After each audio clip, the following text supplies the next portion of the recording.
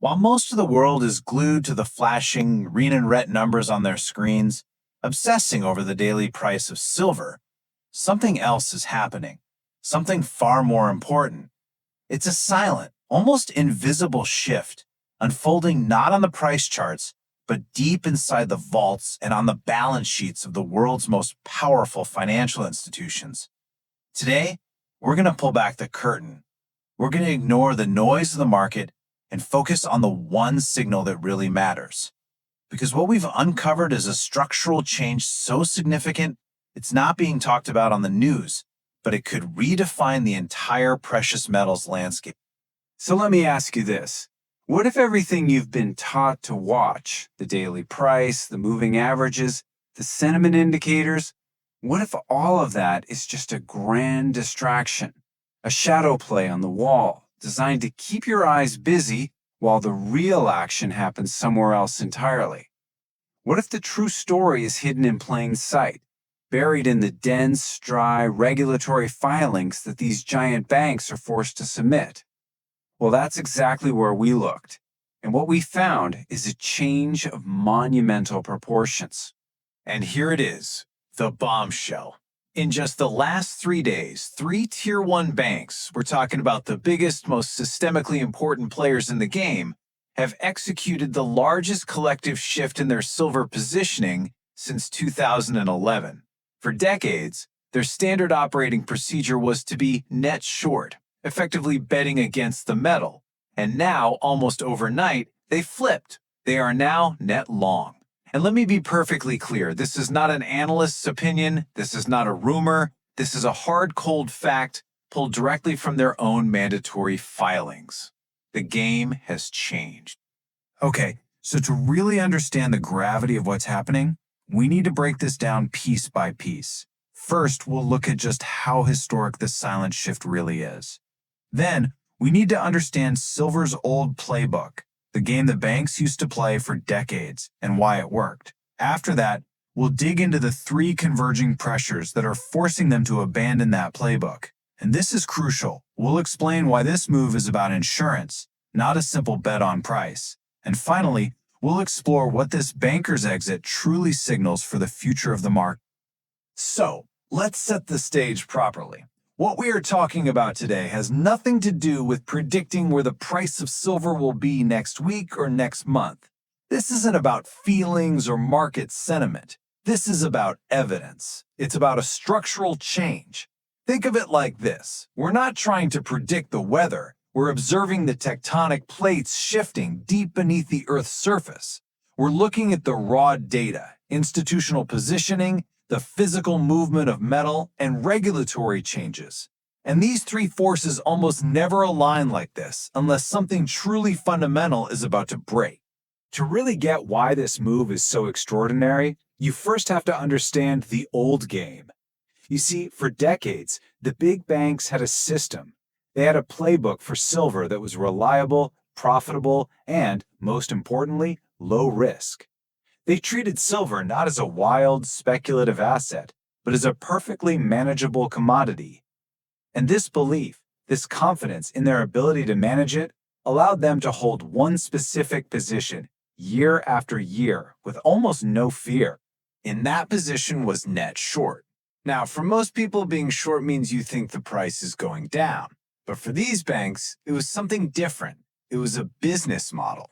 Think of them as the house in a casino. They weren't betting on red or black. They were just facilitating all the bets, managing the flow of client trades, and earning a steady, predictable spread on every transaction.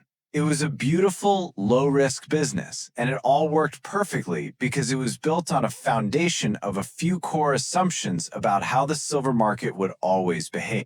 And here are those assumptions. These were the pillars holding up their entire strategy. First, an absolutely bottomless ocean of paper contracts. No matter how much demand there was, they could always create another future or another derivative to satisfy it. Second, they assumed that almost no one would ever ask for the real thing, not in a size that mattered anyway. Physical delivery was a rarity. Third, because of those first 2 points, the price was easy to manage. And finally, The ultimate backstop, the bedrock of the entire system, the belief that if things ever got truly messy, the physical metal would always be available somewhere to settle the accounts. This playbook worked flawlessly for years until it didn't. So what happened? What could possibly be powerful enough to shatter a playbook that has worked for decades? Well, it wasn't just one thing. It was a perfect storm. Three immense data-driven forces started to converge all at once, putting a stress on the system that it was never designed to handle. These forces challenged every single one of their old assumptions and forced them to realize their low-risk game had suddenly become a very, very dangerous one. Pressure number one, a gaping structural supply deficit. Just look at these numbers. Industrial demand for silver is exploding, up almost 20%. And this isn't speculative demand. This is from industries like solar and electric vehicles. They need silver to build their products. It's not optional for them. At the exact same time, global mine production is actually falling. We are pulling less of it out of the ground. So what happens when relentless demand meets shrinking supply? You get a massive deficit to the tune of 200 million ounces every single year. And that deficit has to be filled from somewhere. And it's coming from the world's finite above-ground stockpiles. And that leads directly to the second pressure. The vaults are bleeding. We are witnessing a persistent, relentless drain of physical silver from the major LBMA vaults in London. But here's the truly alarming part. This is happening even when the price is weak. Normally, when prices fall, metal flows into the vaults for storage. What we're seeing now is the opposite. The metal is leaving no matter the price. It's being consumed and it is not coming back. For a bank that has written countless paper promises on that silver, this is a 5-alarm fire. It means the risk that they won't be able to deliver on their promises, what we call settlement risk, is growing by the day. And the final nail in the coffin for the old playbook is regulation. The new Basel III rules are, in short, a game changer. You can think of it as the global banking regulators completely changing how the score is kept. Under the new framework, it has become much more expensive for banks to hold those paper silver positions. They now have to set aside more of their own capital against them. This directly attacks and penalizes their old, low-cost net short business model. The incentives that made that game so profitable for decades have been completely flipped on their head. It's simply not a smart business to be in anymore. So when you put it all together, a massive physical deficit, vaults that are draining, and new rules that make the old game too expensive, you can start to see why these banks had to make a move. But it is absolutely critical that we understand their true motive. It's so easy to look at this and think, oh, the banks are finally bullish on silver. They're betting the price is going to the moon. But that's not what this is about. This is not a speculative bet. It's something much deeper, much more primal. This comparison really gets to the heart of it. On the left, you have the speculator's mindset. That's about chasing profits, betting on a rally. It's driven by hope and sentiment. But on the right, that is how these institutions think. They are not focused on what they can gain. They are obsessed with what they cannot afford to lose. Their move to a net long position is not an offensive play to make money. It is a defensive move, an insurance policy to protect themselves from a scenario where losses could become infinite and uncontrollable. They are driven by the cold, hard data of risk, not the hot sentiment of the market. This quote says it all perfectly. Let's break it down. Choosing optionality over certainty. They are giving up the certain small profits of their old strategy for the flexibility to react in a crisis. Protection over yield. They care more about protecting their institution from blowing up than they do about squeezing out a little extra profit. And finally, asymmetry over symmetry. They recognize that the potential loss from being caught short in a physical default is catastrophically larger than any gain they could make. They are preparing for instability. They are buying a fire extinguisher, not lottery tickets. And so this brings us to the final critical point. This quiet, deliberate repositioning, this banker's exit from the game they themselves created, is a signal. It's not just a story about a few banks changing their minds.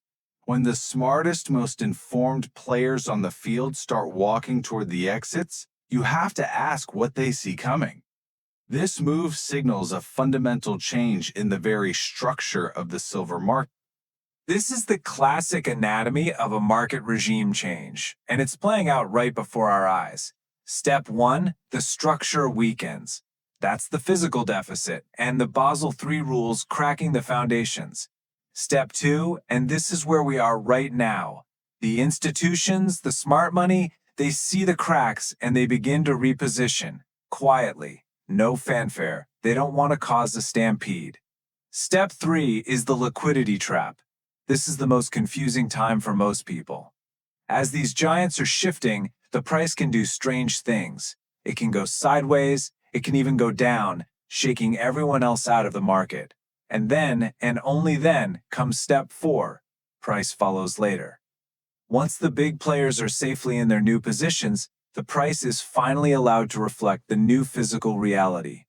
Price is the last thing to move, not the first. And that leaves us with this final powerful idea. True market crises, the ones that change everything, they don't happen because a price moves up or down a lot. They happen when the underlying structure, the trust, the rules, the assumption of physical availability, when that fails, the banks are not reacting to a price move. They are reacting to the data that tells them the structure itself is failing. By the time that failure becomes obvious to the public, by the time it shows up in the price, the most important moves will have already been made. The banks are not preparing for a rally. They are preparing for a world where their old playbook is useless. That is the banker's exit.